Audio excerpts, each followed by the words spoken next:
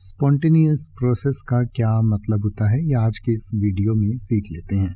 Spontaneous process का मतलब होता है स्वतःस्फूर्त प्रक्रिया, यानी कि कोई भी ऐसी प्रक्रिया, कोई भी ऐसी प्रोसेस होती है जो अपने आप हो जाती है, यानी जिसको करने की ज़रूरत नहीं पड़ती, तो उसको हम स्पॉन्टेनियस प्रोसेस कहते हैं। जैसे कि मान लीजिए सर्दी का मौसम जब आता है तो जो घी होता है वो अपने आप जम जाता है और गर्मी का मौसम आने पर अपने आप पिघल जाता है। तो आपको ना गर्म करके उसको पिघलाने की ज़रूरत पड़ी, ना ठंडा करके जमाने की ज़रूरत पड़ी, तो उस प्रोसेस को आप एक स्पॉन्टेनियस प्रोसेस कह सकते हैं।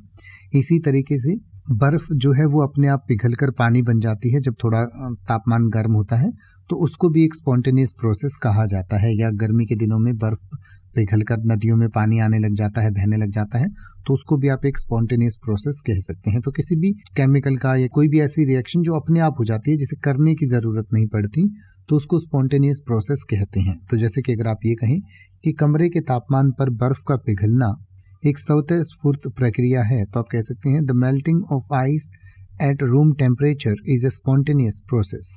या अगर आप ये कहना चाहें कि प्राकृतिक रूप से घटित होने वाली रासायनिक प्रतिक्रिया जैसे जंग लगना एक स्वतःस्फूर्त प्रक्रिया मानी जाती है, तो आप कह सकते हैं a chemical reaction that occurs naturally such as rusting is considered a spontaneous process. यानी कि जैसे लोहे पर जंग लग जाता है तो वो एक स्वतःस्फूर्त प्रक्रिया है, यानी कि उसको आपको करने की ज़रूरत नहीं है, अपने आप हो जाती है।